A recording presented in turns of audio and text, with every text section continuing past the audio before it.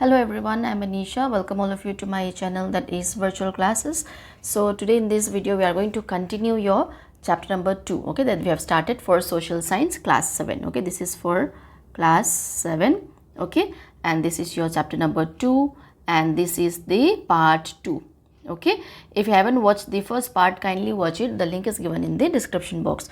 और जो आज का ये जो क्लासेस की एक्सप्लेनेशन हिंदी में होगी, अगर आपको इंग्लिश एक्सप्लेनेशन में सुनना है तो आप फिर से डिस्क्रिप्शन में जाइए, वहाँ पे आपको लिंक मिल जाएगा. ठीक है, प्लेलिस्ट की सारी लिंक मिल जाएंगी, तो वहाँ से आपको ईजिली मिल जाएगा. तो आइए स्टार्ट करते हैं. अब देखिए आपका सेकेंड पार्ट है, ठीक है, आपका चैप्टर नंबर 2 का जो था अंडरस्टैंडिंग द वेदर. तो हमने इसके बारे में ऑलरेडी स्टार्ट कर लिया है और क्या क्या हमने देखा, वेदर के बारे में देखा और उसके एलिमेंट्स के बारे में भी हमने थोड़ा सा शॉर्ट में देख लिया था, है कि नहीं. जैसे कि उसके 6 एलिमेंट्स थे, क्या क्या थे, temperature, precipitation, atmospheric pressure, wind और ह्यूमिडिटी. तो उसमें से हमने टेम्परेचर को कवर कर लिया है हमारे पिछले क्लास में, ओके. तो हम इस क्लास में क्या करेंगे, प्रेसिपिटेशन से हम अब यहाँ पे कंटिन्यू करेंगे, ओके. तो स्टार्ट करते हैं. And yes, don't forget to like, share and subscribe my channel. और लाइक बटन को ज़रूर हिट कर दीजिएगा अगर आपको ये वीडियो पसंद आया तो, ठीक है. अगर आएगा तो, अभी तो हमने बस स्टार्ट किया है, जब आप देखोगे पूरी वीडियो को देखने की कोशिश करना, ठीक है. जैसे मैं अलग अलग पार्ट्स में लेके आती हूँ ना, अगर हम एक ही पार्ट में कवर करने की कोशिश करें तो बहुत ज़्यादा लंबा हो जाता है वीडियो, ठीक है. तो इसलिए हम जैसे पार्ट 1, पार्ट 2, ज़्यादातर के जो चैप्टर्स है पार्ट 2 तक ही आते हैं. अब जो थोड़े लंबे चैप्टर्स हैं उनके फिर क्या हो जाता है, 4 पार्ट तक आ जाता है, ठीक है, 4 पार्ट्स तक आ जाते हैं. तब ये कोशिश करेंगे आज के इस पार्ट में ख़त्म हो, अगर नहीं कर पाए तो फिर हम तीसरा पार्ट लेके आएंगे. ऑलराइट. अब देखो प्रेसिपिटेशन का मतलब क्या है, मतलब रेनफॉल, है कि नहीं. एनी फॉर्म ऑफ वाटर, जैसे कि रेन हो या फिर स्नो हो या फिर जैसे बर्फ़ वगैरह, स्नो मतलब बर्फ़, है कि नहीं, या फिर स्लीट या फिर ओले जिसको हम हेलस्टॉर्म बोलते हैं, है कि नहीं. जब स्काई से गिरती है, ठीक है, जो an falls from the sky, उसको हम क्या बोलते हैं, प्रेसिपिटेशन. तो ये आपको पता है ना, हमने पिछले क्लास में भी कर लिया था ऑलरेडी. तो यहाँ पे देखो, हम यहाँ पे क्या पढ़ेंगे कि रेनफॉल को हम कैसे मेज़र करेंगे, ठीक है, उसके बारे में हम यहाँ पे देखेंगे, ओके. इसको मैं पहले मिटा देती हूँ क्योंकि हम ये डायग्राम को यूज़ करने वाले हैं. Alright. If the news says that a particular place received 30 mm of rainfall in a day, what does it mean? How is rainfall measured? अब देखो, अब न्यूज़ में देखोगे ना कि अच्छा आज राजस्थान में, जैसे राजस्थान में तो बहुत ही कम बारिश होती है. देखो मेरी मतलब एकदम से मेरा मन में राजस्थान का ही ख्याल आया.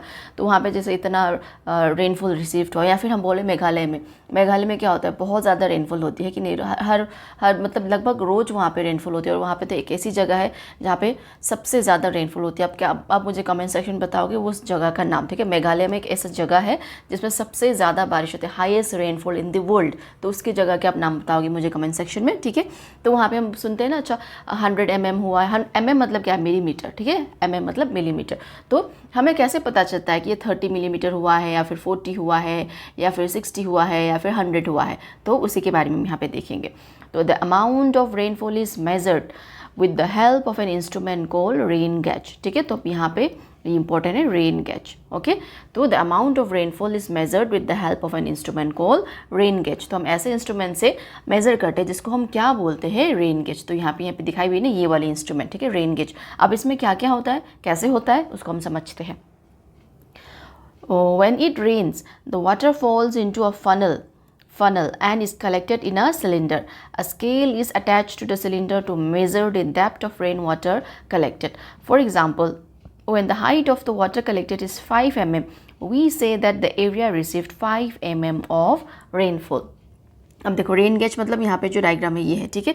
अब इसमें देखो वाटर कैसे कलेक्ट होता है, यहाँ पे ये फनल में गिरता है, ठीक है. ये एक ट्यूब है यहाँ पे, ठीक है, मेजरिंग ट्यूब है यहाँ पे, और ये आपका फनल है और ये आपका स्केल है यहाँ पे, ठीक है. जैसे ये कलेक्टिंग फनल है, ये मेजरिंग स्केल है और ये मेजरिंग ट्यूब है, ठीक है. ये वाला जो है ये मेजरिंग ट्यूब है, ठीक है. तो इस पर जैसे बारिश गिरती है ना, हमें ऐसी जगह पे रखनी, जैसे ये मतलब ये छोटी सी चीज़ नहीं होती, ओके. जैसे वेदर स्टेशन के बारे में हम पढ़ेंगे तो वहाँ पे ऐसे बड़ी बड़ी जैसे रेन गेज वगैरह रखी होती है, जैसे हम भी प्रिपेयर कर सकते हैं छोटी वाली, ठीक है. आगे आपको बताया भी गया है कि आप प्रिपेयर करके आपको एवरेज निकालें, तो उसके बारे में हम देख लेंगे. तो यहाँ पर हम पहले समझते हैं, जब बारिश होती है ना तो ये फनल में गिरती है, ठीक है. अब जब बारिश होती है, जब फनल में गिरती है, फिर जब बारिश रुक जाती है, ठीक है, या फिर पूरे दिन का, ठीक है, पूरे दिन में अगर आज जैसे सुबह में थोड़ी बारिश हुई, फिर शाम को थोड़ा बारिश हुआ, तो मतलब पूरे दिन का जो होता है ना, यहाँ पे ये सारा इकट्ठा हो जाता है, ठीक है, ये मेजरिंग ट्यूब में सारे इकट्ठा हो जाता है। तो यहाँ पे एक स्केल भी होता है, तो स्केल की मदद से हमें पता चलता है कि अच्छा देखो इस फिगर में देखो, इस डायग्राम में यहाँ तक पानी है ना, तो मतलब 5 mm। अगर यहाँ पे 10 तक होता तो क्या होता 10 mm, ठीक है। तो इस तरीके से हम रेनफॉल को क्या करते, मेज़र करते। तो यहाँ पे इंपॉर्टेंट पॉइंट क्या आ जाता है आपको याद करने के लिए, जो ये रेन गेज, ठीक है, रेन गेज जो है ना, ये इंस्ट्रूमेंट है ना, तो इसके बारे में अब ये इसको याद रखना, ठीक है। तो रेनफॉल कैसे मेज़र करते हैं हम, with the help of an instrument call rain gauge, ठीक है। आई होप आपको समझ आया है। अब आगे देखो, एक यहाँ पे एक्टिविटी दी हुई है, तो ये आपको करना है, ठीक है। तो मैं बस बता दूंगी मैं, क्योंकि हम ये पॉसिबल नहीं है कि यहाँ पे हम करें। मेक अ रेन गेज, तो आपको क्या बनाना है, ऐसे ही एक रेन गेज बनाना है, कि छोटा सा एक बीकर लेना है, फिर उसके बाद आपको कोई स्केल लेना है, या फिर ट्यूब लेना है, फिर फनल लेना है, okay. As shown in the diagram above, place the rain gauge in open area away from the object that might be obstruct rain, ठीक है। एक ओपन एरिया पे आपको रखना है, और ऐसी जगह पे रखना है जहाँ पे मतलब अच्छे फ्रीली वहाँ पे पानी अंदर घुसे, ठीक है। ऐसे कोई ऑब्जेक्ट के आसपास नहीं रखना है जहाँ से क्या होगा, फिर रेन वाटर उसके अंदर ना जा पाए। तो ensure that the rain gauge is on a flat surface and will not tilt or topple with the wind. तो आपको ये भी एंश्योर करना है कि वो एक फ्लैट सरफेस पे हो, और वो ऐसे आड़ा टेढ़ा भी नहीं रखना है, फिर विंड के कारण वो ऐसे हवा मतलब उड़ जाए, इस तरीके से भी नहीं रखना है, अच्छे से रखना है, ठीक है।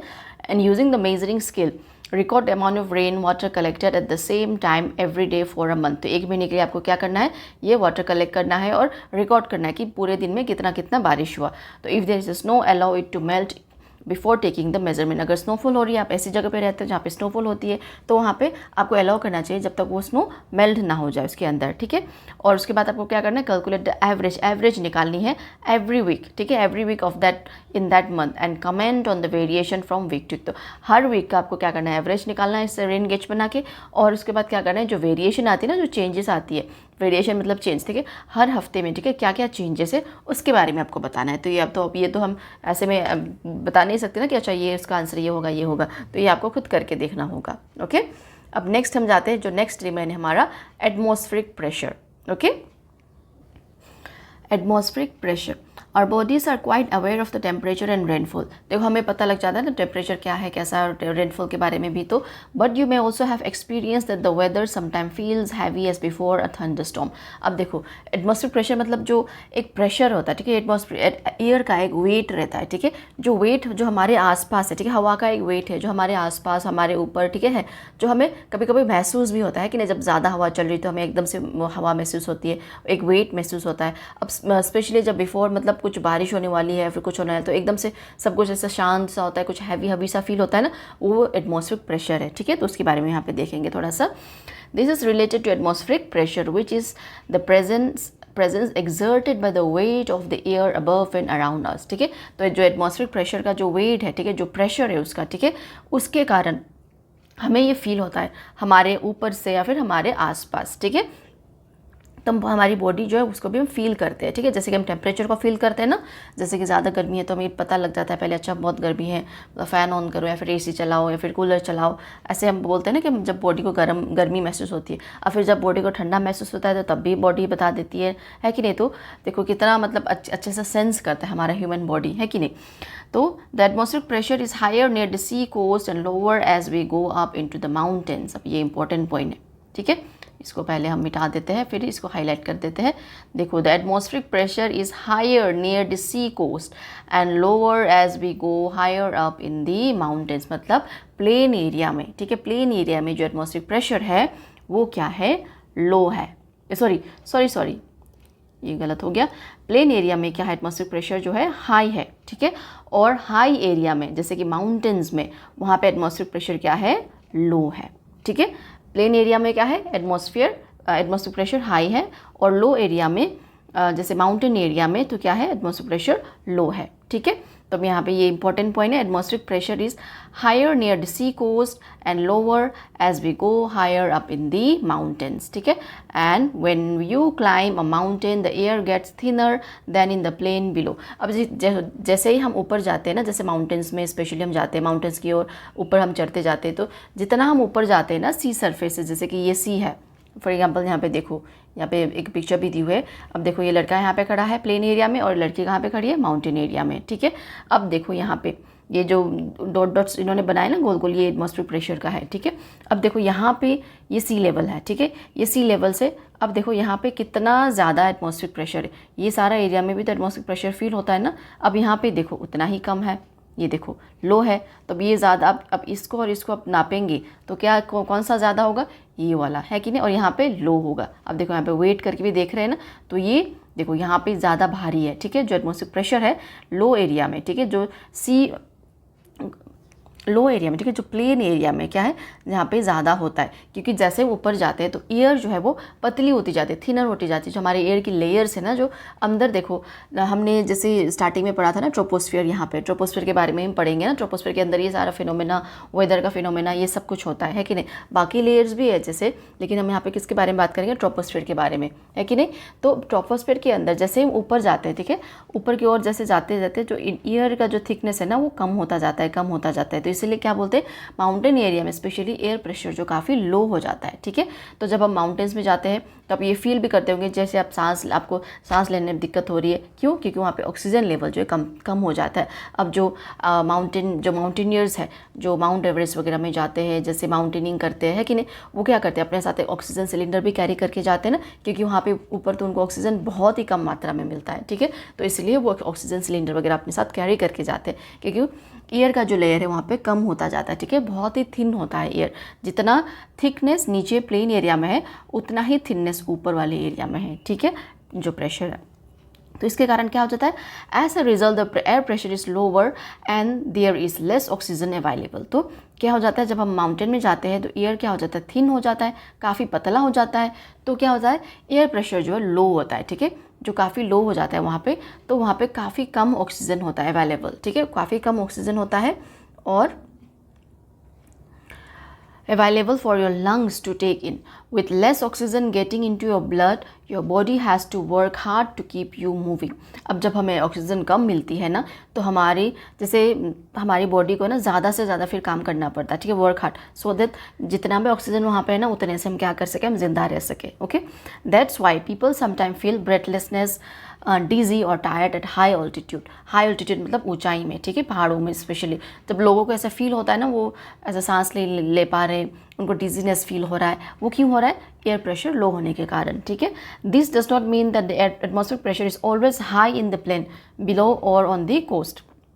अब यहाँ पे एक और फैक्ट है, ठीक है, इसका मतलब ये भी नहीं है कि जो एटमॉस्फेरिक प्रेशर है हमेशा हाई ही रहता है प्लेन एरिया में, ठीक है, प्लेन एरिया में या फिर सी कोस्ट में, क्यों, in fact it sometimes drop dramatically resulting in what metrologist call a depression. कभी कभी ये बहुत ही एकदम से, ठीक है, एकदम से कम हो जाता है, उसको क्या बोलते हैं, मेट्रोलॉजिस्ट क्या बोलते हैं, डिप्रेशन का उन्होंने नाम दिया, ठीक है, डिप्रेशन और लो प्रेशर सिस्टम, ठीक है, क्या नाम दिया है, डिप्रेशन और low pressure system, which can sometime develop into a storm और इवन अ साइक्लोन। अब जब ऐसा होता है ना, जब एकदम से एयर प्रेशर कम होता है तो क्या प्रेडिक्शन हम कर सकते हैं, स्टॉर्म आने वाली है, तूफान आने वाला है, या फिर साइक्लोन वगैरह आने वाला है, ठीक है। तो इस केस में क्या होता है, प्लेन एरिया में भी कम होता है, लेकिन ज़्यादातर नॉर्मली क्या होता है, प्लेन एरिया में एटमॉस्फेरिक प्रेशर हाई होता है और माउंटेन एरिया में एटमॉस्फेरिक प्रेशर लो रहता है, ठीक है। तो ये आपको याद करना है, ओके।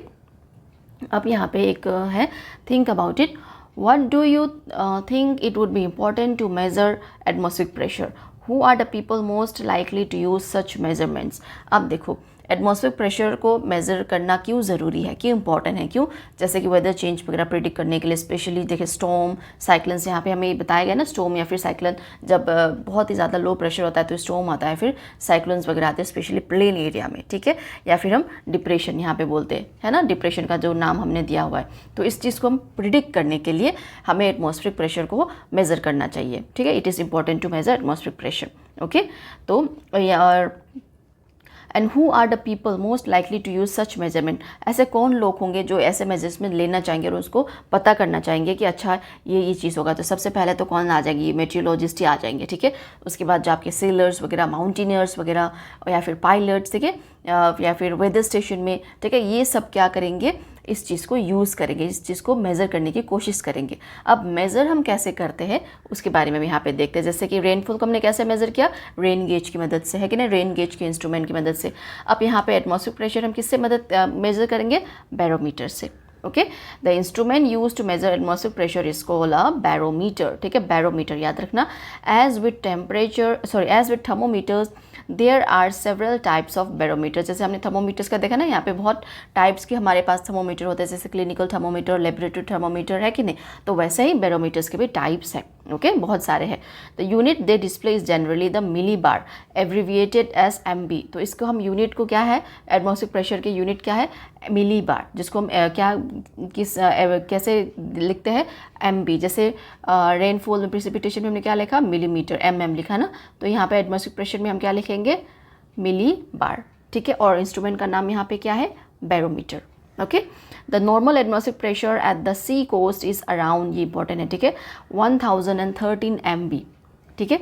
जो नॉर्मल एटमॉस्फेरिक प्रेशर इतना होना चाहिए, ठीक है, 1013 MB। And a pressure below 1000 MB indicates a depression. अगर वहाँ का एयर प्रेशर जो एटमॉस्फेरिक प्रेशर जो है 1000 से बिलो रहा, ठीक है, तो वो क्या इंडिकेट करता है, डिप्रेशन। डिप्रेशन मतलब वहाँ पे मतलब लो एटमॉस्फेरिक प्रेशर भी हम बोलते हैं ना, या फिर वहाँ पे क्या होता है, स्टॉर्म वगैरह आने वाला है या फिर साइक्लोन आने वाला है।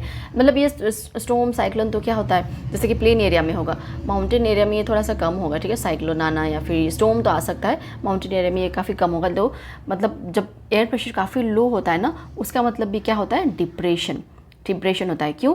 क्योंकि आपको दिक्कत होगी सांस लेने में, ऑक्सीजन लेवल कम हो जाता है। क्योंकि ऐसे ही हम हाई ऑल्टीट्यूड्स की अगर हम बात करें, लो एटमॉस्फेरिक प्रेशर जहाँ पे रहता है, तो वहाँ पे क्या हो जाता है, सांस लेने में भी दिक्कत रहती है, ऑक्सीजन का लेवल कम होता है, एटमॉस्फेयर जो एयर के लेयर्स है वो थिन होते जाते हैं ऊपर के ऊपर, है ना। तो उसके बारे में एक फैक्ट भी दिया हुआ है, देखो।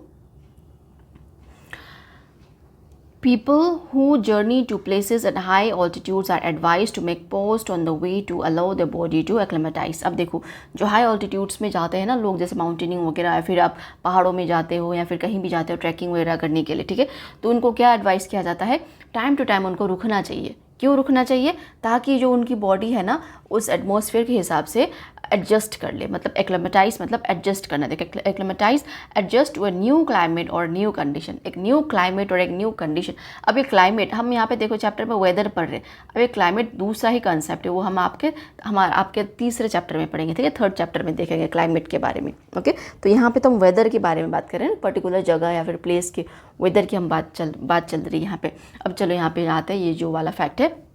अब लोगों को जो जर्नी जाते हैं हाई अल्टीट्यूड्स में, उनको एडवाइस किया जाता है थोड़ी थोड़ी देर रुकते जाना, ठीक है, ताकि आपकी बॉडी जो है, जो नया क्लाइमेट है उसमें वो एडजस्ट कर पाए। और एडजस्ट कर पाने का मतलब क्या होता है, एक्लेमेटाइज, ओके। अब यहाँ पे एक बोर्ड दिया हुआ है, कहाँ का, खारडुंगला टॉप का, ठीक है। Our army personnel serve in high altitudes places like Khardungla in Ladakh, which is over 5,600 meters above sea level. It is hard to imagine how they live and work in places where the oxygen level is so low. The atmospheric pressure there is generally about 650 millibar. अब देखो, मतलब अगर atmospheric pressure जो है 1000 से कम हुआ तो क्या बताया जाता है, डिप्रेशन। तो यहाँ पे भी तो डिप्रेशन है ना।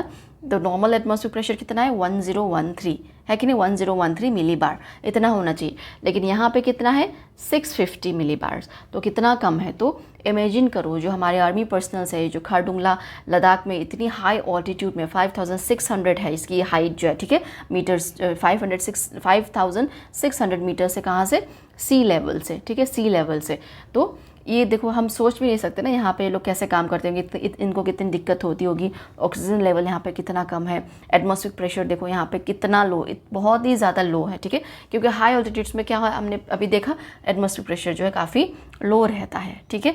अब देखो प्लेन एरिया में और माउंटेन एरिया में, जैसे माउंटेन एरिया में अगर मैं बात करूँ, जैसे कि आपकी स्टेट्स है हिमाचल प्रदेश, वहाँ पर भी तो ऑल्टीट्यूड्स हाई है ना।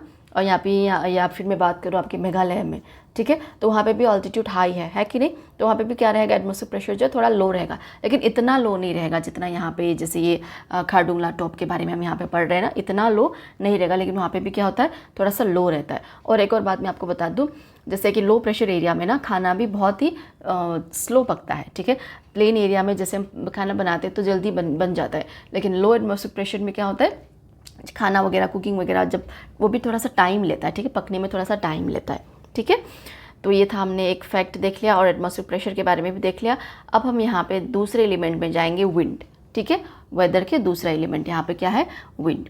Wind is the movement of air from areas of high pressure to areas of low pressure. अब देखो विंड का मूवमेंट क्या है, एयर का मूवमेंट है, ठीक है, विंड मतलब एक एयर की मूवमेंट है।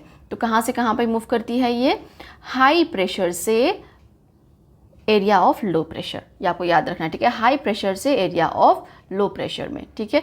और इसके साथ क्या होता है, विंड का एक स्पीड रहता है कि speed and direction are two important factors when we describe the wind. तो जब हम विंड की बात करते हैं तो एक स्पीड होता है विंड का, है कि नहीं, या फिर जब ज़्यादा तेज विंड चल रही है तो उसका एक स्पीड होता होगा, या तो उसको हम कैसे मेज़र करेंगे उसके बारे में भी पढ़ना है कि नहीं। अब एक डायरेक्शन होता है कि विंड कहाँ से ब्लो कर रहा है, नॉर्दर्न साइड से आ रहा है, फिर ईस्टर्न साइड से आ रहा है कि नहीं। तो एक डायरेक्शन रहती है ना विंड की भी, ईस्टर्ली विंड या फिर वेस्टर्ली विंड हम जिसको बोलते हैं, ओके।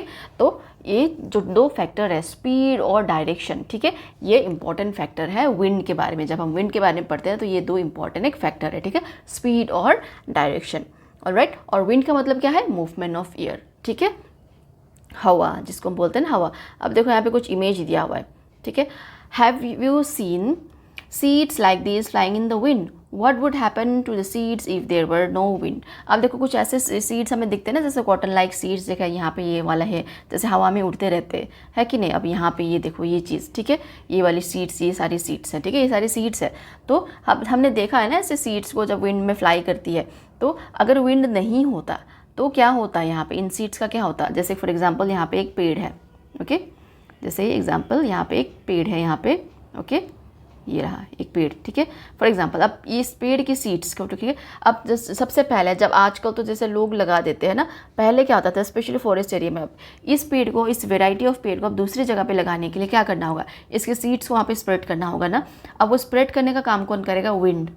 अगर विंड नहीं होता तो क्या होगा, जैसे विंड जैसे अगर स्प्रेड नहीं करता तो जो सीड क्या है यहीं पे गिर जाती, फिर यहाँ पे दूसरा हो जाता है कि नहीं। लेकिन विंड क्या करता है, जैसे यहाँ पे एक पेड़ है ना, तो विंड क्या कर जाएगा, उसका सीड को लेकर इधर फेंक देगा, तो यहाँ पे भी होगा, और इसका सीड फिर इधर फेंक देगा, फिर यहाँ पे एक होगा, है कि नहीं। तो इसका मतलब क्या है, मतलब if there was no wind the seeds would fall near the parent plant, मतलब पेरेंट प्लांट मतलब जो एक्चुअल ट्री है कि नहीं, and not spread so far, ठीक है, वो ज़्यादा स्प्रेड नहीं हो पाती बाकी जगहों में। तो विंड यहाँ पे बहुत इंपॉर्टेंट हो जाता है, ठीक है। फ्लावर्स की भी हम बात करें वैसे ही होगा, उनके जो सीड्स है इधर उधर, जैसे हनी, जैसे कि बीज भी वो करते हैं ना, बीज भी इधर उधर वो करते हैं, मतलब सीड्स को लेके जाते हैं कि नहीं, वो भी एक कैरियर है। तो वैसे ही क्या है, विंड यहाँ पे एक कैरियर है, ठीक है, सीड्स को फैलाने में इधर उधर, ठीक है, स्पेशली बड़े बड़े ट्रीज़ या फिर बड़े बड़े बाकी प्लांट्स के, जैसे यहाँ पे दिया हुआ है ना, इस तरीके से सीड्स आप याद करना, वे ऑब्जर्व करना विंडी डे में स्पेशली, ठीक है। तो ऐसे ना उड़ रहे होते हैं बाहर, जैसे हम घर के अंदर भी कभी ये आ जाते हैं, ठीक है। तो ये कौन लेके आता है, ये विंड लेके आता है, ठीक है, हवा लेके आती है, ठीक है। तो विंड क्या करती है, ये हेल्प करती है सीड्स को ट्रैवल करने में नए जगह पे, ठीक है, एक ही जगह पे वो नहीं होता, नई जगह पे वो ट्रैवल करती है, ठीक है। जितना ज़्यादा विंडी उतना ज़्यादा उनका नया जगह में वो जाते हैं, ठीक है। तो इसलिए विंड नेसेसरी होती है, ऑलराइट। अब देखिए विंड के बारे में देख लेते हैं। The wind is an important element of the weather. Its direction and speed helps in weather forecasting, ठीक है। अब देखो एक बहुत ही इंपॉर्टेंट एलिमेंट है, ठीक है, वेदर का, और इसकी जो डायरेक्शन और स्पीड है ना, वो क्या हेल्प करती है, वेदर फोरकास्टिंग में हेल्प करती है, ठीक है, जैसे वेदर प्रिडिक्शन में हमें हेल्प करती है। तो besides air pilots and sailors needs to be aware of wind data as the wind has a great influence on flying or sailing.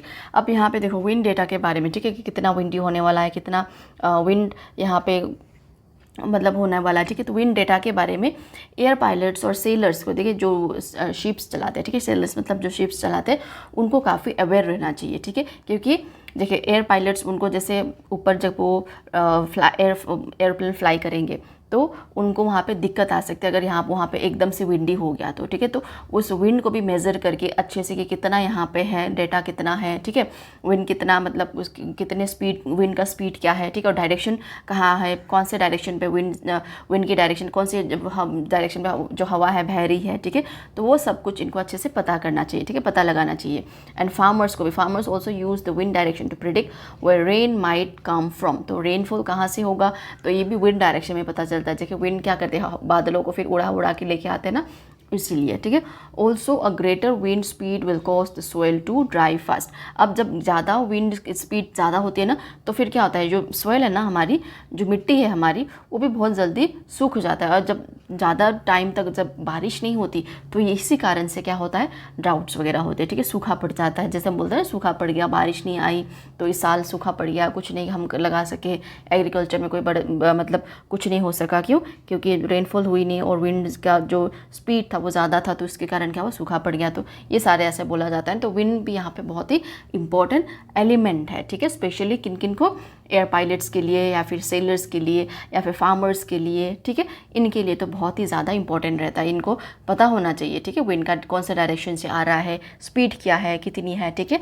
तो how do we measure this direction speed. अब हम यहाँ पे direction speed की बात कर रहे हैं कि नहीं, तो इस डायरेक्शन स्पीड को मेज़र कैसे किया जाता है, ठीक है, तो मेज़र करते हैं विंड वैन, ठीक है, wind vane or weather vane has a rotating arm with a pointer at one end and a tail at the other. तो हम इस विंड को कैसे मेज़र करते हैं, एक विंड वैन होता है, ठीक है, अब आगे यहाँ पे इमेज है, वहाँ पे हम देखेंगे, ठीक है। तो एक विंड वैन होता है, वो एक उसके पास एक रोटेटिंग आर्म्स होती है, ठीक है, और एक पॉइंटर होता है एक एंड में और दूसरे एंड में एक टेल होता है, ठीक है। And when the wind blows the tail is pushed and the pointer turns in the direction of the wind, it responds even to a light breeze। मतलब हल्का से हल्के जब हवा बह रही है ना तब भी ये रिस्पॉन्स करता है। अब देखो यहाँ पे हम समझते हैं ये वाला, ठीक है, ये देखो ये है विंड वैन, ठीक है, इस बारे में बात करते। देखो यहाँ पे रोटेटिंग आर्म्स है ना इसके, ठीक है, और ये है इसका टेल, ठीक है, जिसको हम क्या भी बोलते हैं, विंड शॉक भी बोलते हैं, ठीक है। तो ये जो जहाँ जिस डायरेक्शन से हवा आ रही है ना, जैसे ये यहाँ पे आ रही है, ठीक है, इस तरीके से आ रहे हैं, तो ये क्या होगा, एकदम से ये जैसे भी नीचे है ना ये ऊपर को उठेगा, है ना, या फिर इधर को ऐसे जाएगा या फिर इधर को ऐसे जाएगा, ठीक है। ये जो इसकी टेल है, ये टेल है, ठीक है, पूंछ है। तो इस तरीके से विंड वैन है और इस तरीके से आपने ये एयरपोर्ट में देखा होगा ना, ज़्यादातर ये रनवेज में लगे होते हैं, ठीक है। तो ये आप ऑब्जर्व करना, जब नेक्स्ट टाइम एयरपोर्ट में जाओगे या फिर आसपास वहाँ पे रहते हैं ना, तो वहाँ पे आपको ऐसी चीज़ देखने को मिलेगा। क्यों? क्योंकि ये इंपॉर्टेंट होता है नेविगेट करने के, मतलब पता लगाने के लिए, ठीक है, कि विंड का डायरेक्शन क्या है, ठीक है, और उसकी स्पीड कितनी है। ऑलराइट, अब देखो this wind vane on the tarmac मतलब रनवे, ठीक है, is called a wind sock. इसको हम क्या बोलते हैं, विंड शॉक बोलते हैं, ठीक है। अब जो ये विंड वैन है इसको हम क्या भी बोलते हैं, विंड शॉक बोलते हैं, फिर कॉन शॉक भी बोलते हैं, ठीक है। तो ये क्या देता है हमें, it gives pilots and indications of the direction of the wind during take off and landing. अब टेक ऑफ जब हो रही होती है फिर लैंडिंग हो रही होती है तो पायलट को ये क्या बता देता है, विंड के डायरेक्शन के बारे में बताता है, ठीक है। तो similar shocks are used in industries that release ash और गैसेस। तो ऐसे ही शॉक्स, ठीक है, ऐसे ही विंड शॉक यूज़ करते हैं कहाँ पे, इंडस्ट्रीज़ में, जहाँ पे ऐश वगैरह या फिर मतलब गैसेस वगैरह रिलीज़ करते हैं, ठीक है। तो आपने देखा होगा इंडस्ट्री के आसपास भी ऐसे टाइप के, ज़्यादातर हमने कहाँ पे देखा होता है, एयरपोर्ट्स में ही देखा होता है, ठीक है। अब इसके साथ जो है दूसरा, देखो यहाँ पे दूसरा आपको दिख रहा है ना, दूसरा इमेज, ये क्या है, एनीमोमीटर। अब एनीमोमीटर के बारे में यहाँ पे देखते हैं, okay. The simplest instrument to measure the wind direction and speed is the anemometer. अब जो इंस्ट्रूमेंट है जिसको विंड की डायरेक्शन और स्पीड को मेज़र करते हैं उसको हम क्या बोलते हैं, एनीमोमीटर बोलते हैं, ठीक है। इट हैज़ 3 और 4 मेटल कप्स। अब यहाँ पे देखो, यहाँ पे 3 दिखाया हुआ है ना, तो ये कभी कभी 4 भी होती है, ये मेटल कप्स है ये सारे, okay. It has 3 or 4 metal cups that rotate on a vertical shaft when the wind blows. The stronger the wind, the faster the rotation. जितनी ज़्यादा तेज हवा उतना ज़्यादा इनका रोटेशन तेज होता है, ठीक है। A meter attached at the bottom counts how many times the anemometer spins in a certain period of time and calculates the wind speed in kilometers per hour, ठीक है। तो ये जो एनीमोमीटर है ना, जो यहाँ पे, ठीक है, इसके नीचे यहाँ पे मीटर लगा हुआ है, ठीक है। तो जितनी ज़्यादा इसकी मतलब स्पीड रहती है, और ठीक है, जितनी ज़्यादा स्पीड रहती है वो सारा क्या होता है वहाँ पे मीटर में, मतलब सारा इन्फॉर्मेशन वहाँ पे वो गैदर कर लेता है, ठीक है, सारा काउंट कर लेता है, ठीक है, कि कितनी बार जो एनीमोमीटर जो स्पिन किया है, ठीक है, कितनी बार एक टाइम में, ठीक है। उसके बाद वो कैलकुलेट कर सकते हैं विंड्स की स्पीड कितने पर किलोमीटर आवर, ठीक है, किलोमीटर पर आवर के हिसाब से ये विंड की स्पीड को क्या करते हैं, मेज़र करते हैं। तो यहाँ पे क्या है विंड का इंस्ट्रूमेंट, एनीमोमीटर। और रेनफॉल का क्या था, प्रिसिपिटेशन का रेन गैज, है कि नहीं। और इससे पहले हमने क्या किया था, एटमॉस्फेरिक प्रेशर का क्या था, जो इंस्ट्रूमेंट था, बैरोमीटर। तो ये सारे इंस्ट्रूमेंट के नाम जो है ना आपको याद रखना है, ओके। नेक्स्ट हम देखते हैं ह्यूमिडिटी, ओके, ह्यूमिडिटी के बारे में। अब ह्यूमिडिटी का मतलब क्या है, the amount of water vapour present in the air, है कि नहीं। तो humidity is the last element of the weather on our list. It refers to the amount of water vapour present in air. तो कितना water vapour है कहाँ पे, air में. ठीक है, तो it depends on factors like temperature, wind, pressure and location. तो जितना ज़्यादा देखो, हम बोलते हैं ना जैसे ह्यूमिड, जैसे आजकल का टाइम है, हम बोलते हैं ना वेदर कितनी ह्यूमिड है, मतलब कितना चिपचिपा रहता है. क्यों चिपचिपा रहता है? क्योंकि जो एयर है ना वहाँ पे वाटर वेपर है. ठीक है, क्यों? क्योंकि इवापोरेशन हो रही है सी से, बारिश हो रही है, फिर वो बारिश जब सूख रही है जो ऊपर, वो फिर वो इवापोरेट होके जा रही है वो सारा जो एयर है. ओके, तो ये सारा जो ह्यूमिड वाला, जैसे हम बोलते हैं ना ह्यूमस बहुत ज़्यादा हो गया, चिपचिपा है कि नहीं, तो उसको हम क्या बोलते हैं, ह्यूमिडिटी. ठीक है, अब जब ज़्यादा ह्यूमिडिटी होती है ना तो ज़्यादा दिक्कत होती है, तो वो क्योंकि ज़्यादा स्वेटिंग भी होती है. ठीक है, तो ये किस किस फैक्टर में डिपेंड करता है, टेम्परेचर, विंड, प्रेशर और लोकेशन के हिसाब से. लोकेशन के हिसाब से जैसे कि ये देखो, ये निचले वाला हिस्सा मैं यहाँ पे ड्रॉ कर रही हूँ, क्योंकि यहाँ पे देखो ये अरबियन सी है, यहाँ पे बे ऑफ बंगाल है, और यहाँ पे क्या है, इंडियन ओशन है. अब जो सी कोस्ट के यहाँ पे जो कोस्टल एरिया है ना, यहाँ पे जो एरिया, इस एरिया में रहते हैं ना, ये ज़्यादा ह्यूमिड रहता है. क्यों? क्योंकि ये सी के नियर है. ठीक है, जो कोस्टल एरियाज है, तो ये याद रखना. ठीक है, जो कोस्टल एरियाज में क्या होता है, ह्यूमिडिटी थोड़ा सा हाई रहता है. ठीक है, जो चिपचिपा टाइप का मौसम वहाँ पे ज़्यादातर रहता है. तो यहाँ पे एक देखते हैं, let us explore, where do you think humidity is likely to be more. अब यहाँ पे क्वेश्चन दिया हुआ है, देखो ह्यूमिडिटी जिसे हम प्रिडिक्ट करना है हमें बस. ठीक है, कोची में या फिर जयपुर में. अब जयपुर यहाँ पे किधर है, इधर वाली साइड, किधर, इधर वाली साइड ही है ना, राजस्थान के आसपास, यहीं पे राजस्थान में. तो अब कोची कहाँ पे, यहाँ पे इस वाले एरिया में है.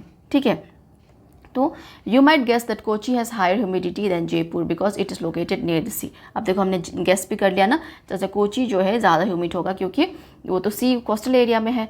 But how will we know for sure, हम श्योर कैसे हो सकते हैं इसके बारे में. तो if we had to compare the humidity level between Kochi and Mangaluru, how would we do it. अब हम मैंगलुरु की बात करें, वो भी तो सी कोस्ट के पास ही रहता है कि नहीं. तो अगर कोची और मैंगलुरु के बीच में जो ह्यूमिडिटी लेवल की हम बात करें तो हमें कैसे पता चलेगा. तो इसके बारे में हम यहाँ पे पढ़ेंगे आगे. ठीक है, हमें कैसे पता चलेगा. तो यहाँ पे Kochi is likely to have more humidity in Jaipur because it is near the sea. ये तो हमें बता दिया यहाँ पे, है कि नहीं. अब तो जो कंपेयर करने के लिए, ठीक है, humidity between Kochi and Mangaluru, we can use एक इंस्ट्रूमेंट है वहाँ पे. ठीक है, तो उसका इंस्ट्रूमेंट का नाम क्या है, आगे दिया हुआ है, जो है हाइग्रोमीटर. ठीक है, क्या मेज़र करने के लिए, ह्यूमिडिटी मेज़र करने के लिए. ठीक है, तो बर्थ प्लेस में हम उसको मेज़र करके क्या कर सकते हैं, हमें पता लग जाता है. ठीक है, तो उसी इंस्ट्रूमेंट के बारे में यहाँ पे हम देख लेते हैं थोड़ा सा. Okay, we can answer this question more precisely by learning how to measure humidity. Before we move forward, we need to remember our science lesson from grade 6 about the states of water. This will help us to understand how humidity is measured. तो यहाँ पे पहले आगे बढ़ने के पहले, ठीक है, हमें यहाँ पे जो साइंस में हमने पढ़ी थी क्लास 6 में, तो जो स्टेट्स ऑफ वाटर के बारे में हमने पढ़ा था, उसको हमें यहाँ पे थोड़ा सा क्या करना है, थोड़ा सा रिवाइज करना है, ताकि हमें ह्यूमिडिटी के जो है अच्छे से हमें मेज़र करने के बारे में हमें पता लगेगा. ठीक है, तो यहाँ पे देखो थोड़ा सा पॉइंट यहाँ पे दिया हुआ है. ठीक है, when water evaporates it causes a cooling effect. देखो जब वाटर इवापोरेट होता है ना, जब वाटर रिलीज होता है, इवापोरेट होता है, तो क्या होता है, एक कूलिंग इफेक्ट आता है. जैसे कि एग्जांपल देखिए, आपकी बॉडी से जब वाटर इवापोरेट होता है कैसे, पसीने के फॉर्म में, है कि नहीं. अब जब आपका बॉडी टेम्परेचर ज़्यादा होता है, स्पेशली जब गर्मियों के सीज़न में, क्या होता है, हमारा जो बॉडी होता है उसमें पसीना ज़्यादा निकलता है, मतलब हम इवापोरेट कर रहे होते हैं. ठीक ना, तो यहाँ पे कूलिंग इफेक्ट भी होता है. और जैसे ही आपका पसीना आ रहा है, आप जब एक हवा वाली जगह पे जाकर बैठ गया, फिर फ़ैन आपने चला लिया, तो एक ठंडा ठंडा आपको फील रहता है ना, ठंडा ठंडा सा एकदम से फील हो जाता है. तो क्या है, कूलिंग इफेक्ट वहाँ पे रहता है. ठीक है, and if the amount of water in the air is already high, अगर एयर में वाटर का जो मात्रा है ऑलरेडी हाई है, मतलब मोर ह्यूमिडिटी है, तो क्या होता है उस केस में, वाटर इवापोरेट्स स्लोली. उस केस में क्या होता है, इवापोरेशन जो होता है बहुत ही स्लो होता है. This is typically the case on a rainy day. तो रेनी डे में ऐसे ही होता है. ठीक है, तो इवापोरेशन जो है काफ़ी स्लो हो जाता है. अब देखना, जब चिपचिपा मौसम रहता है ना, एकदम से ज़्यादा पसीना भी नहीं होता है. कभी कभी जब ह्यूमिड बहुत ही ज़्यादा होता है, हमें ऐसे फील होता है कि हम इरिटेटेड फील होता है, लेकिन हमें ज़्यादा पसीना भी नहीं आ रहा होता है.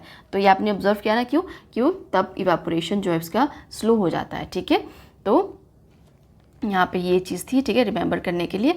अब देखो humidity of the air is measured as relative humidity. Air that would contain absolutely no water vapor, which is impossible in natural condition, is rated 0, while air saturated with the water vapor will have a humidity of 100%. अब देखो यहाँ पे जो humidity का air जो है ना, एक रिलेटिव ह्यूमिडिटी के साथ कंपेयर करते हैं. जैसे कि फॉर एग्जांपल ये वाला एरिया, कि यहाँ पे एयर प्रेशर जो ये वाटर वेपर है, ठीक है, वाटर वेपर कितना है, ठीक है, उस हिसाब से, ठीक है। जैसे कि फॉर एग्जांपल एक ऐसा स्टेट लेंगे जहाँ पे एब्सोल्युटली नो वाटर वेपर है, मतलब ये तो इम्पॉसिबल है, ठीक है, ऐसा हो ही नहीं सकता कि ह्यूमिडिटी जो है 0% हो, हमेशा एयर में कुछ ना कुछ वाटर तो रहता है, ठीक है। और इसका जो सेचुरेशन पॉइंट है, ठीक है, जैसे फॉर एग्जाम्पल इसका सेचुरेशन पॉइंट है कितना, 100 डिग्री। जैसे ह्यूमिडिटी जो है आपकी 100 डिग्री से ज़्यादा बढ़ नहीं सकती। अगर ह्यूमिडिटी जैसे 80 डिग्री है तो मतलब इतना एरिया जो है क्या है, यहाँ पे वाटर वेपर से भर गया है, एयर में क्या है, वाटर वेपर प्रेजेंट है, इतना एरिया क्या है, ड्राई है, इतना एरिया खाली है, ठीक है। तो इस हिसाब से हम मेज़र करते हैं, इसी को हम क्या बोलते हैं, relative humidity. Okay, in practice dry weather has a relative humidity range between 20 and 40 while humid weather usually falls between 60 and 80 degree relative humidity। अब ड्राई के टाइम में क्या होता है, फॉर एग्जांपल यहाँ पे ये दूसरा और 2 बॉक्स बना लेते हैं, ठीक है। ये देखो ड्राई वेदर में क्या हो जाता है, ह्यूमिडिटी जो है 20 या फिर 40 के आसपास रहती है, इतना है, तो इतना एरिया यहाँ पे ड्राई है, ठीक है, मतलब इतना एरिया में ही क्या है, वाटर वेपर है, ठीक है, एयर के अंदर वाटर वेपर प्रेजेंट है, इतना एरिया यहाँ पे क्या है, ड्राई है। अब यहाँ पे जब ह्यूमिड डेज होता है, जब ह्यूमिडिटी ज़्यादा होती है, जब मानसून के टाइम स्पेशली, तो 60 से लेके 80% तक ह्यूमिड रहता है, मतलब इतना जो एरिया है यहाँ पे वाटर वेपर रहता है, ठीक है, ये जो एरिया है, इतना जो एरिया वाटर वेपर से कवर होता है और इतना ही खाली रहता है, ठीक है, ड्राई होता है। तो समझ आ गया ना, तो इसी को हम क्या बोलते हैं, रिलेटिव ह्यूमिडिटी। ओके, तो यहाँ पे एक और क्वेश्चन आ गया है, उसको देख लेते हैं। If the humidity in Delhi is 52%, तो आपको पता लग गया ना, जैसे 100% 52%, अब 52% मतलब कितना, यहाँ पे हम इतना अंदाज़ा लगा लेते हैं, ये 52% है, ठीक है, 52%। वाइल इन कोची इज़ 84%, अब कोची में कितना है, यहाँ पे ड्रॉ कर लेते हैं, कोची में कितना है, 84%, तो यहाँ पे बार लगा देते हैं, 84%, यहाँ पे कितना है, 52%, ये दिल्ली में, ठीक है। In which of the 2 place are wet clothes likely to dry fast, आपको कौन सा लगता है कि दोनों में से किस में क्लोथ्स फास्ट ड्राई करेंगे, दिल्ली में करेंगे, ठीक है। क्यों, यहाँ पे देखो इतना एरिया खाली है ना, मतलब इतने एरिया में ही वाटर वेपर फील्ड है, अब यहाँ पे तो ज़्यादा एरिया में वाटर वेपर फील्ड है कि नहीं, तो यहाँ पे दिल्ली में ज़्यादा जल्दी से कपड़े सूखेंगे। अब देखो जब बारिश के टाइम में ही आप देख लेना खुद ही, जैसे बारिश के दिनों में जब हम कपड़े वगैरह धोते हैं, अगर हम बालकनी में कपड़े सुखा दें तो वो ज़्यादा टाइम लेता है सूखने में। अब जब बारिश नहीं हो रही है तो वो जल्दी सूख जाता है, तो क्यों, क्योंकि ह्यूमिडिटी के कारण, ठीक है। जब ह्यूमिडिटी ज़्यादा रहती है तो क्या होता है, कपड़े भी जल्दी ज़्यादा सूखते नहीं है, जैसे बारिश के बाद तो ह्यूमिड हो जाता है क्लाइमेट, तो कपड़े सूखने में काफ़ी टाइम लग जाते हैं, ठीक है। तो क्यों, because of the presence of humidity. Okay, अब and where are you likely to sweat more, अब आपको पसीना ज़्यादा कहाँ पे आएगा, ठीक है, assuming the temperature is the same in both places. अब देखो यहाँ पे इंपॉर्टेंट बात तो मैं बोलना ही भूल गया आपको, अब टेम्परेचर दोनों जगह में सेम होगा, मान लो 40 डिग्री होता होगा टेम्परेचर, फिर 35 डिग्री हम लेते हैं, ठीक है।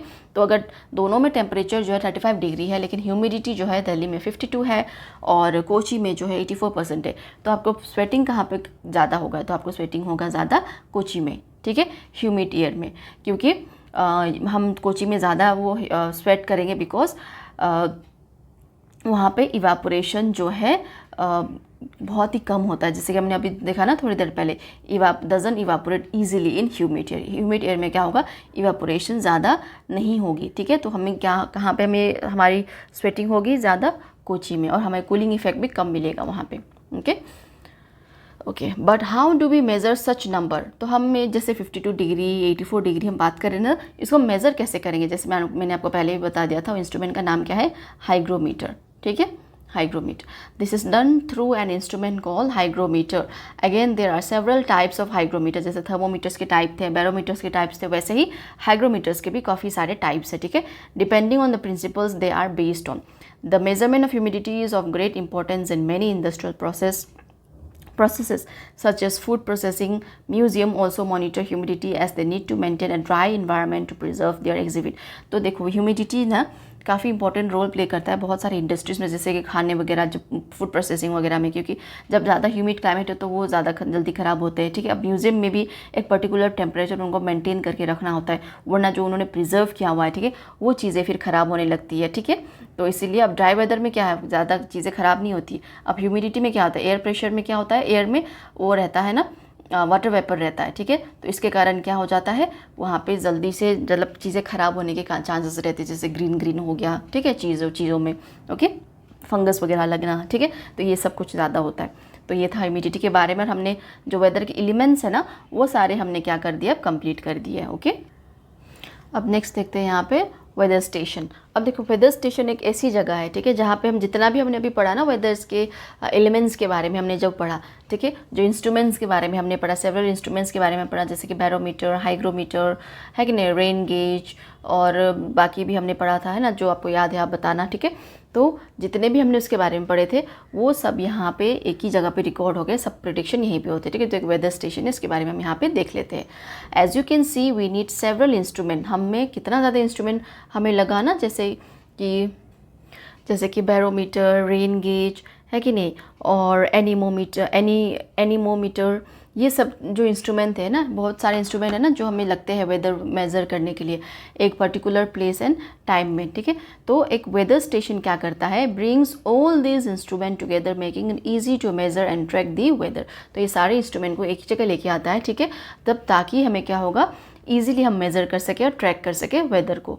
तो reading all of the measurements are taken at a regular intervals which helps in mapping and forecasting the weather. तो ये जो सारी रीडिंग्स है ना, तो ये एक रेगुलर इंटरवल में टाइम टू टाइम ये लेते रहते हैं। तो इसके साथ क्या होता है, इनको जो वेदर फोरकास्ट करने में, प्रिडिक्ट करने में, ठीक है, वेदर जो प्रिडिक्ट करने में, मैपिंग करने में क्या हो जाता है, इनको मदद मिल जाती है, ठीक है। तो ये ईजिली प्रिडिक्शन हम कर सकते हैं इसी के कारण। तो इसी के कारण जो आपके फ़ोन में एप्लीकेशंस है ना, वेदर के एप्लीकेशंस, और आपको जैसे पता चल जाता है कि कल कैसा रहेगा मौसम, परसों कैसा रहेगा, आज से 10 दिन बाद कैसा रहेगा मौसम, ठीक है।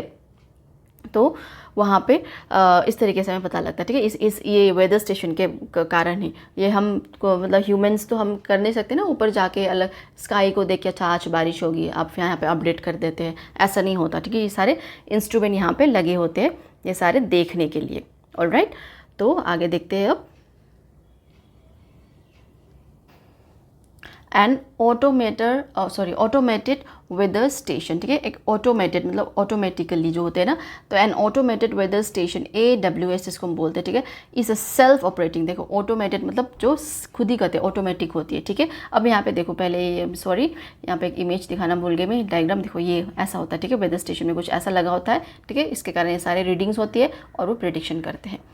तो an automated weather station AWS is a self-operating system that uses various sensor, यहाँ पे बहुत सारे sensors लगे होते हैं, ठीक है, to measure and record weather data such as temperature, humidity, wind speed and direction, precipitation and atmospheric pressure। जो जितने भी हमने अभी वेदर के एलिमेंट्स पढ़े थे, ठीक है, तो वो सब क्या होता है, ये जो AWS है, ठीक है, ऑटोमेटेड वेदर स्टेशन, ठीक है, तो ये सारे क्या कहते हैं, एक सेंसर यूज़ होती है यहाँ पे, ठीक है, मेज़र करने के लिए और रिकॉर्ड करने के लिए वेदर के डेटा, देखिए, जैसे कि हमारा temperature, humidity, wind speed, direction, precipitation and atmospheric pressure. तो ये सारे क्या थे, वेदर के क्या थे, एलिमेंट्स थे ना।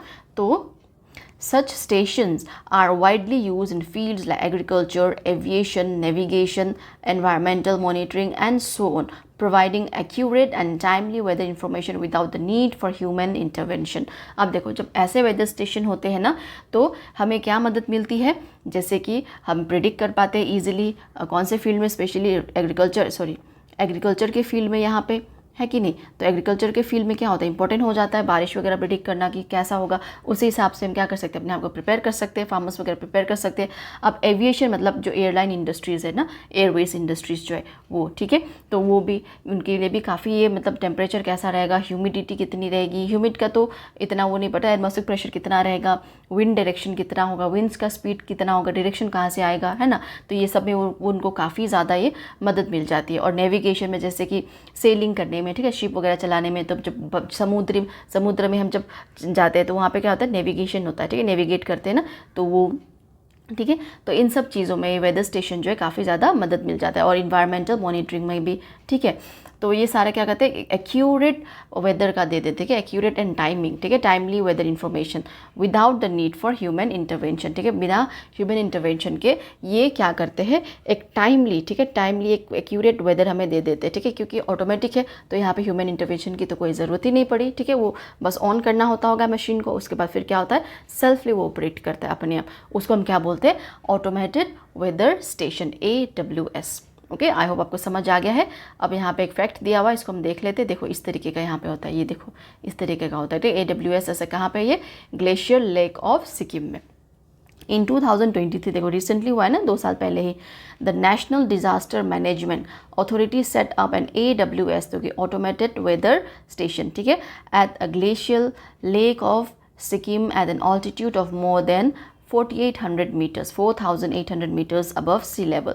The AWS provide early information about upcoming weather condition. तो ये जल्दी से वो प्रिडिक्ट कर जाता है ना, अर्ली इन्फॉर्मेशन ये दे देता है कि वेदर कैसे होने वाला है, क्या होने वाला है। तो ये सिक्किम में एक इतनी ऊंचाई में, ठीक है, इतनी ऑल्टीट्यूड में यहाँ पे इसको एक लगाया हुआ है, ठीक है, कितनी ऊंचाई है 4,800 मीटर्स में, ठीक है, अबव द सी लेवल। तो ये क्या मदद करता है वेदर प्रिडिक्शन में, ठीक है, जहाँ पे ज़्यादातर क्या होता है बर्फ़ से यहाँ पर ढकी रहती है, ठीक है, ज़्यादातर। तो यहाँ पे इन्होंने क्या किया है, ये एक AWS लगाया, किसने, नेशनल डिजास्टर मैनेजमेंट अथॉरिटी ने। ओके, ये बस एक फैक्ट है, आपको याद रखना है। अब दूसरा प्रिडिक्टिंग द वेदर। अब वेदर प्रिडिक्शन हम कैसे करते हैं, हम बोलते हैं ना अच्छा ठीक है ये सब करेंगे तो वेदर प्रिडिक्ट हो जाता है। तो ये सारे तो क्या होता है, एक इन्फॉर्मेशन देते हैं, एक डेटा हमें देते हैं, ठीक है। अब ये क्या करते हैं, जो मेटीरियोलॉजिस्ट है, जो वेदर प्रिडिक्ट करते हैं एक्चुअल में, वो क्या करेंगे, collect data using these informations over long period of time. They study the data and use scientific methods to try and predict the weather. Such predictions are very important nowadays. Climate changes makes extreme weather such as drought, flood, cyclones etc. more frequent. अब जो meteorologist है इन सब data को अच्छे से पढ़ के अच्छे से समझ के फिर वो एक प्रिडिक्ट करते हैं, ठीक है, सारे मेथड्स वगैरह को यूज़ करके, ठीक है, क्या करते हैं वेदर को प्रिडिक्ट करने की कोशिश करते हैं। तो ऐसे प्रिडिक्शन क्या है, बहुत इंपॉर्टेंट है आज के टाइम में। तो क्योंकि आजकल क्या सडन क्लाइमेट काफ़ी ज़्यादा चेंज हो रहा है ना, जैसे कि एक्सट्रीम हो जाए, कभी बहुत बारिश हो जाती है, उसके कारण क्या होता है बहुत फ्लड पड़ जाता है, और कभी बारिश ही नहीं हो जाती होती तो उसके कारण क्या होता है ड्राउट्स काफ़ी पड़ जाता है, मतलब काफ़ी सूखा पड़ जाता है। और कभी साइक्लोन्स वगैरह आने वाला तो हम पहले से हम प्रिपेयर कर सकते हैं ना, उस आसपास के जो जगह है जहाँ पे साइक्लोन आने वाली है, हम क्या कर सकते हैं, लोगों को इवैक्यूएट कर सकते हैं, मतलब लोगों को वहाँ से निकाल सकते हैं, उस एरिया से, उस एरिया को खाली कर सकते हैं, लोगों को सेफ रख सकते हैं, है कि नहीं। अब इस मैप में हम थोड़ी देर में आएंगे, ठीक है, पहले हम इसको कर ले ख़त्म। Accurate prediction help us to be ready for such events. तो ऐसे इवेंट्स के लिए क्या कर सकते हैं, हम रेडी हो सकते हैं, ठीक है। They also enable local government to mobilise resources and prepare for any disaster. तो ऐसे प्रिडिक्शन से क्या होता है, गवर्नमेंट को भी मदद हो जाता है, रिसोर्सेज वगैरह मोबिलाइज करना, लेके जाना, कहाँ पे लेके जाना है, कितना लेके जाना है, कौन से एरिया में क्या होने वाला है, कौन से एरिया में फ्लड आने वाला है, क्या होने वाला है, ठीक है। तो ये सारे डिजास्टर से पहले, ठीक है, उनको क्या कर सकते हैं, वो मदद कर सकते हैं, ठीक है, जो एरिया के गवर्नमेंट है, जो लोकल गवर्नमेंट, ठीक है। For example, if stormy weather is expected at sea, fishermen are warned about venturing out in their boats, or an entire coastal area might have to be evacuated if a cyclone is expected. अब वहाँ की जो weather है, ठीक है, सी area में storm आने वाला है, ठीक है, मतलब बहुत ज़्यादा तेज़ हवा आने वाला है, स्टॉर्म आने वाला है। तो क्या करते हैं वहाँ पे जो फिशरमैन्स हैं उनको ये बोल दिया जाता है, ठीक है, लाउड स्पीकर के द्वारा उनको ये घोषित किया, मतलब वहाँ पे बता दिया जाता है, ठीक है, इन्फॉर्मेशन दिया जाता है, घोषित नहीं इन्फॉर्मेशन दिया जाता है कि आज वो अपने अपने बोट से दूर रहे, वहाँ पर बोट्स वगैरह ना चलाए, फिशिंग वगैरह ना करे, क्योंकि खतरा हो सकता है, स्टॉर्मी वेदर जो है काफ़ी स्टॉर्मी है। तो इस तरीके से प्रिडिक्ट कर सकते हैं, है कि नहीं, मतलब बचा सकते हैं अपने आप को। और दूसरा जो क्या है, जो सारा कोस्टल एरिया, देखो कोस्टल एरियाज़ में कितने लोग रहते हैं ना। अब कोस्टल एरिया मतलब जो सी वाला एरिया है, अब साइक्लोन आने वाला है तो सबसे ज़्यादा पहले कहाँ पे डूबता है, कोस्टल एरियाज़ में ही तो होता है ना, साइक्लोन वगैरह वहीं पे आता है, वहीं पे सब कुछ डूब जाता है। तो क्या करते हैं, अगर कुछ ऐसे होने वाला आता है तो वो उस एरिया को इवैक्यूएट कर देते हैं, मतलब खाली कर देते हैं, सारे लोगों को है दूसरी जगह पर वो शिफ्ट कर देते ताकि लोगों की जान बच सके, ठीक है। तो इतना इंपॉर्टेंट होता है, ठीक है, जो वेदर प्रेडिक्शंस वगैरह का। अब यहाँ पे discuss in pair different situation in which weather prediction are helpful. अब देखो एक क्वेश्चन है, मतलब आपको जैसे क्लास में ही डिस्कस करना है, ठीक है, जैसे कि एक मतलब सारे आपको लिस्ट बनाना है, ठीक है, जो वेदर प्रिडिक्शंस किस किस चीज़ों में हेल्पफुल है। जैसे कि हमने क्या क्या देखा अभी, फार्मिंग में, ट्रैवल में, इवेंट्स, डिजास्टर्स प्रिपेयर्डनेस, ठीक है। तो इन सब का आप लिस्ट बना सकते हो और आप फिर उसके बाद आप एक दूसरे के साथ क्या करें, मतलब बता के, ठीक है, डिस्कस वगैरह करके उसके बारे में लिख सकते हो। ओके, तो ये आप खुद कर लेना, ठीक है, ये वाला क्वेश्चन जो है। अब आगे देखते हैं, अब मैप के और जाते हैं अब, ठीक है। Look carefully at the map of India above. This map was issued by India meteorological department on 19 May 2024। Study the icons and connect them to conditions shown on the map. अब यहाँ पे कुछ आइकन्स दिए हुए हैं, ठीक है, map में, उसको हम देख के हमें क्या करना है, कुछ क्वेश्चंस भी यहाँ पे दिए हुए हैं, उनको हमें अभी क्या करना है, आंसर करना है। जैसे मैं बता दूंगी आपको, तो आपको क्या करना है, ध्यान से सुनना है। ओके, अब देखो सबसे पहले हम मैप को देख लेते हैं अच्छे से। देखो ये सारे आइकन्स हैं, यहाँ पे बहुत सारे आइकन्स दिए हुए हैं ना। देखो यहाँ पे जैसे कि ये बादल ये वाले। अब देखो ये इसका मतलब क्या है, यहाँ पे देखो इसका मतलब यहाँ पे देख सकते हैं ये वाला आइकन कहाँ पे, ये देखो थंडर एंड लाइटनिंग है ना। तो ये वाला ठंड, ये जो फोक का ये वाला है। हैवी रेन अगर होगी तो ऐसा होगा, वेरी हैवी रेन तो ऐसा, एक्सट्रीमली होगा तो काले बादल, स्नो हैवी होगा तो ब्लू कलर के बादल। अब हीट वेव आएगा तो ऐसा, कोल्ड वेव होगा तो ये वाला आइकन, ठीक है। ये जो आइकन्स हैं ना ये वाले सारे, ठीक है। अब ग्राउंड फ्रोस्ट होगा तो ऐसा होगा, ठीक है। हॉट एंड ह्यूमिड होगा तो ऐसा वाला होगा। डस्ट स्टॉर्म आता है, जो धूल वाली स्टॉर्म आती है ना, धूल से भरी वो आंधी आती है जो, उसको हम क्या बोलते हैं, डस्ट स्टॉर्म। अगर डस्ट स्टॉर्म आने वाला है तो ऐसा होगा। देखिए ये सारे आइकन है। स्ट्रॉन्ग सरफेस विंड, बहुत अगर विंड, देखो ये हुआ ना विंड वेन वाला स्टॉक आइकन है यहाँ पे छोटा सा दिया हुआ। अब देखो यहाँ पे आपको दिख रहा है ना ये विंड वेन वाली आइकन, ये वाली जगह देखो। अब यहाँ पे जो काले बादल है ये वाले मतलब heavy rain, extremely heavy rain है ना। बहुत काले अगर है तो, थोड़े से लाइट है तो ये थोड़ा सा हैवी रेन आ जाएगा यहाँ पे, ठीक है। अब हीट वेव ये वाला आ जाएगा, देखो ये वाली हीट वेव है यहाँ पे, है कि नहीं। अब ये जा रहे आइकन्स है, ठीक है, यहाँ पे दिए हुए। अब देखो यहाँ पे ये देखो हॉट एंड ह्यूमिड है ये वाला एरिया, यहाँ पे देखो हॉट एंड ह्यूमिड, ये वाला टेम्परेचर ऊपर है कि नहीं। अब ये देखो यहाँ पे भी क्या है, ठंडर वो है, थंडर एंड लाइटनिंग वाली है, यहाँ पे हॉट एंड ह्यूमिड है। तो इस तरीके से आइकन देखे, इस तरीके से आइकन दिए हुए थे, ठीक है। तो ये आइकन को हमें जैसे स्टेट्स देखा, अलग अलग सारे स्टेट्स से मार्क किया हुआ है ना। तो अब मैप का बुक खोलना अपना, ठीक है, अपना बुक भी ओपन करना। अब हम यहाँ पे क्वेश्चन करेंगे, ठीक है। सबसे पहले क्वेश्चन यहाँ पे कौन सा है, देखो क्वेश्चन में जाते हैं अब हम। What do you observe happening on that day? ये उस दिन का है ना। तो what are the various weather condition that the IMD is alerting people to? तो यहाँ पे देखो अलर्ट यहाँ पे किया हुआ है ना, देखो यहाँ पे मैप में देखो, ग्रीन साइन मतलब नो वार्निंग, येलो मतलब हमें अपडेटेड रहना है, ऑरेंज मतलब यहाँ पे अलर्ट रहना है, और रेड मतलब एक्शन लेना है, मतलब बहुत मतलब सीवियर, ठीक है, एक्सट्रीम। अब यहाँ पे देखो अलग अलग आपको दिख रहा है ना, ग्रीन तो कहीं दिख ही नहीं रहा है, मतलब हमें क्या करना है यहाँ पे अपडेटेड रहना है ना। अब यहाँ पे येलो में देखो, येलो वाली जगह में क्या हमें अपडेटेड रहना है, यहाँ पे एक्शन लेना है। ये रेड वाली जगह पे क्या करना है, एक्शन लेना है। और इसमें भी हमें अब मतलब प्रिपेयर रहना है कि कुछ भी कभी भी कुछ भी हो सकता है कि नहीं।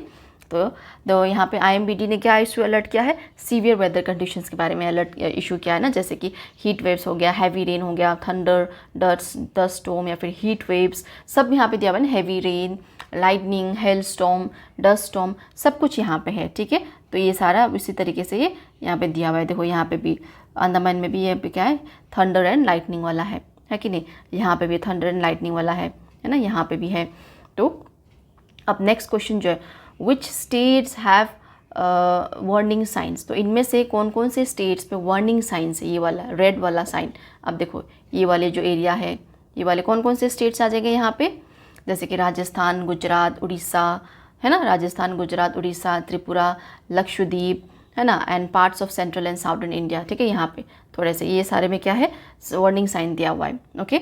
अब नेक्स्ट क्वेश्चन जो आपका है, which part of India are likely to be free from severe weather. तो सीवियर वेदर से कौन कौन से एरिया फ्री है, देखो ये वाले एरिया सारे, ये सारे स्टेट आप मैप में देख के अच्छे से आप लिख सकते हो, ठीक है। और जैसे कि northern states like Himachal Pradesh, Punjab, parts of Jammu and Kashmir and some central region appeared safe, ठीक है। यहाँ पे भी देखो, यहाँ पे कुछ नॉर्थ ईस्ट स्टेट्स भी यहाँ पे क्या है, सेफ लग रहे हैं कि नहीं, येलो मतलब येलो वाला साइन है ना। अब नेक्स्ट क्वेश्चन आपका है जो है, which states are likely to face heat wave condition. अब हीट वेव कंडीशन किस किस में, कहाँ पे आइकन, ये देखो यहाँ पे है ना, आइकन यहाँ पे दिया हुआ, जैसे कि राजस्थान में यहाँ पे देखो, यहाँ पे ठीक है, हीट वेव का, ठीक है। राजस्थान, गुजरात, महाराष्ट्र, उड़ीसा, ठीक है, ये सब में क्या है, हीट वेव इनको मतलब होने वाला है, ठीक है, आने वाला है। अब जो आपका लास्ट क्वेश्चन है, what are the causes for warning in Tripura and Lakshadweep. अब त्रिपुरा और लक्षद्वीप में क्या वार्निंग है, यहाँ पे देखो ये वाला, ये दो। तो यहाँ पे क्या क्या है, थंडर स्टॉर्म एंड लाइटनिंग, ठीक है। लक्षद्वीप में क्या है, heavy rainfall and strong wind, ठीक है। लक्षद्वीप में हैवी रेनफॉल है और एक स्ट्रॉन्ग विंड है। तो ये सारा प्रेडिक्शन है, मैंने आपको बता दिया, आपने ध्यान से सुना होगा और लिख भी लिया होगा अगर आपको लिखना है। अगर नहीं लिखना है तो आप मैप में देख के अपने आप वो स्टेट्स के आप नाम निकाल सकते हो, आइकन सारे दिए हुए वहाँ पे, है कि नहीं। तो इसी के साथ अब हमारा क्या हुआ, ये जो चैप्टर हुआ पूरा कंप्लीट हो गया, ठीक है। तो इसके बाद हम समरी लेके आएंगे, ठीक है। ये जो समरी हम थोड़ा सा डिटेल में लेके आएंगे, जैसे कि आपको पता है नोट्स फॉर्म में भी होता है कि नहीं।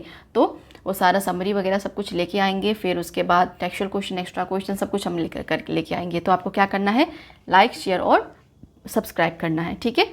तो all of you have a very nice day ahead, bye.